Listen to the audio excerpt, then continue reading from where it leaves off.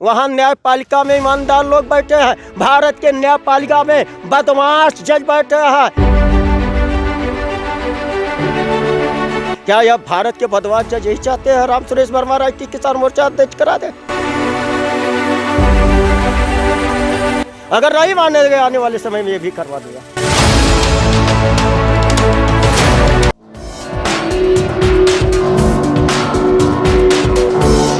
Radio Punjab today देख रहे सारे ही दर्शकों का स्वागत है। मैं हरजिंदर सिंह ढिल्लों इस वक्त ਸਿੰਘੂ ਬਾਰਡਰ ਤੋਂ लगातार कवरेज कर रहे हैं। साडे नाल मौजूद ने भारतीय किसान यूनियन के राष्ट्रीय अध्यक्ष है, गलबात करते हैं।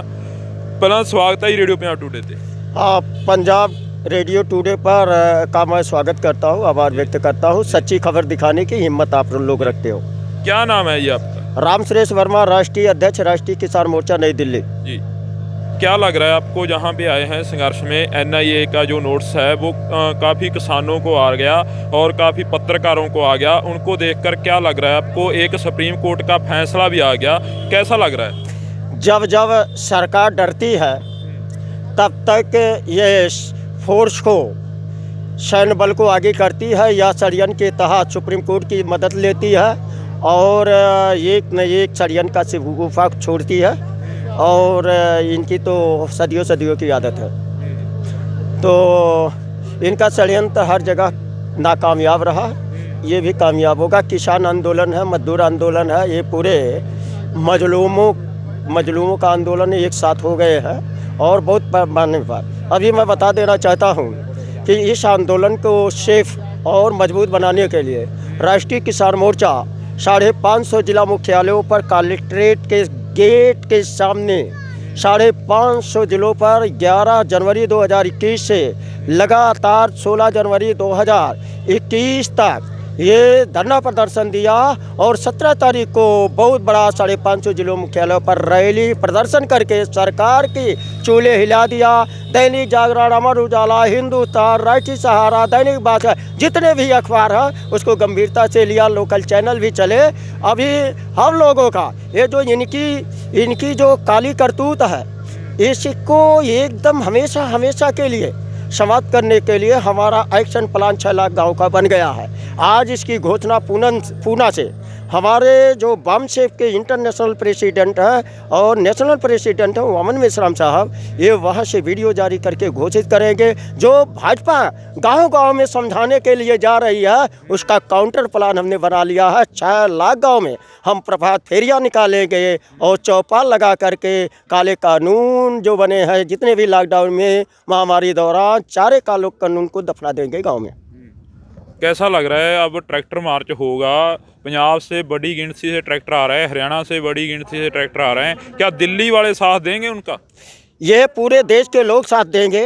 हाँ, यहाँ चूँकि जो 2500-3000 किलोमीटर से 4000 किलोमीटर से लाना समय का भी लॉस होगा, तो ये हमने यही एक्शन प्लान बनाया है कि करीब के लोगों को इसमें शामिल करवाएंगे। चाहे उत्तर प्रदेश को हो, हरियाणा को हो, पंजाब के हो, राजस्थान के हो, जो भी करीब के हैं वो तो इस ट्रैक्टर रैली में शामिल होंगे, इनका साथ सहयोग करेंगे। और जहाँ से जो देश और प्रदेशों से, ज़िलों से आने लायक नहीं है वो लोग अपने अपने ज़िले में इनके समर्थन में जो हमारा ऐलान है, अभी आने वाले समय में हम 3 करोड़ से 15 करोड़ लोगों को इकट्ठा करने का जो 6 लाख गाँव का एक्शन प्लान चल रहा है, उसके तहत हम हाईवे जितने भी स्टेट मार्ग हैं और नेशनल हाईवे है और जो इनका रेलवे, जो अडानी अंबानी का जो माल ढोने वाला भी मालगाड़ी ट्रेन नहीं रुकी है, पूरे भारत में एक ही बोली पर रुकवा देंगे। हवाई जहाज़ और इनका पनयहिया जहाज़ जो पानी पर तैरती है, एक ही बार में इनका शासन रुकवा देंगे। ये भाजपा RSS की अम्मा जो है, कांग्रेस है जो ईवीएम के सहारे आई है, ईवीएम के सहारे नाजायज चुनी गई सरकार है। ईवीएम के साथ, कोरोना के साथ इनके सारे काले कानून समुद्र में डलवा दूंगा।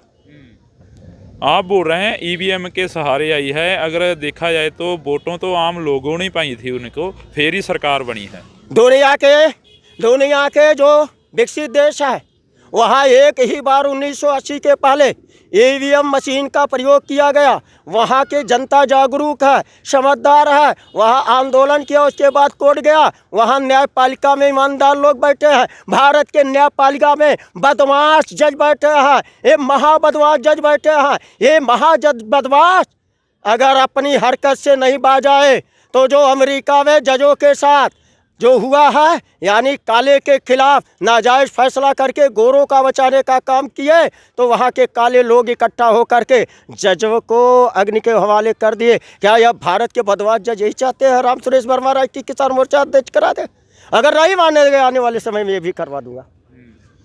क्या लग रहा है आपको, जहाँ पे अगर रुके हैं चुरूनी साहब के ऊपर कल बहुत इल्ज़ाम लगे। चुरूनी साहब ने बोला था मेरे ऊपर जो इल्ज़ाम है, मैंने वो मीटिंग की थी सियासी पार्टियों से, वो वैसी की थी भी ये मोर्चे को और बढ़ावा दिया जाए।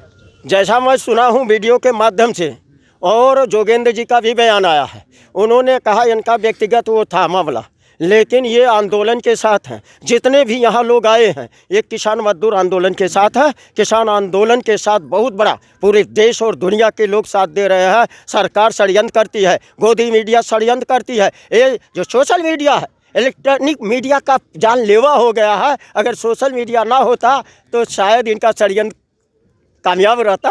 ये अभी तो ये गोदी मीडिया का जो एक्शन प्लान है दुनिया का सबसे टॉप हमारा मोर्चा बन गया है, राष्ट्रीय मूल निवासी बालक मोर्चा, जो 4 साल से 10 साल के बच्चे हमारे हैं, एक गांव-गांव में प्रभात फेरी करके गोदी मीडिया की ऐसी तैसी करेंगे, कोई टीवी देखने वाला नहीं मिलेगा।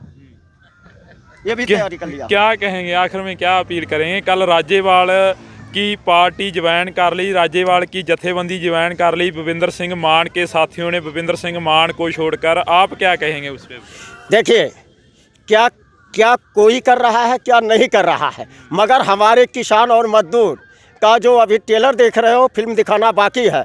जो अभी भाजपा के लोग दौड़ा दौड़ा कर मारे जा रहे हैं, ये यूपीए के लोगों को भी पिटाई करेंगे और इनका केवल कच्ची मेल छोड़ने वाले हैं। अगर इनके यूपीए एनडीए के पार्षद भी ये ईवीएम मशीन हटाने की लड़ाई नहीं लड़ते हैं साथ साथ, और ये जो कुछ संगठन अगर उनके तरफ भी जाना चाहते हैं तो राष्ट्रीय किसान मोर्चा कंट्रोल कर लेगा। ये किसानों मजदूरों का आंदोलन है, दुनिया का सबसे टॉप आंदोलन है। ये आंदोलन दुनिया को विश्व गुरु का मैसेज दे रहा है। ये भारत वही पुराने फर्म में जा रहा है जो सिंधु घाटी सभ्यता के दरमियान का था। सुना है सुप्रीम कोर्ट दोबारा सुनवाई करेगा, वो मेंबरी कमेटी दोबारा बनाएगा। भूपिंदर सिंह मान का जो इस्तीफा है वो उसने दे दिया। किस अबोध बालिका की बात करते हो, जो अपने हमेशा के जो आदेश का पालन नहीं कर पाती है, उस अबोध बालिका से क्या उम्मीद करते हो? सुप्रीम कोर्ट एक अबोध बालिका है, उसका ही आदेश था 8 अक्टूबर 2013 कि 14 में ही आप वीवीपैट लगा करके चुनाव करवाओगे, मगर उसके आदेश पर तो पेशाब कर दिया चुनाव आयोग महाबदवाज।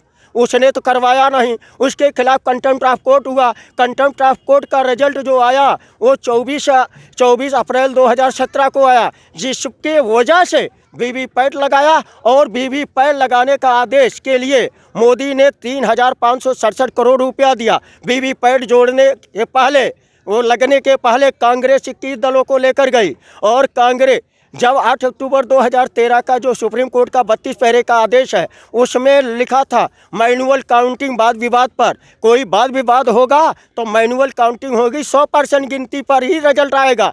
मगर वो अपने आदेश से कांग्रेस के 21 दलों के रीट पिटीशन पर जाने पर तो वो मुकर गया।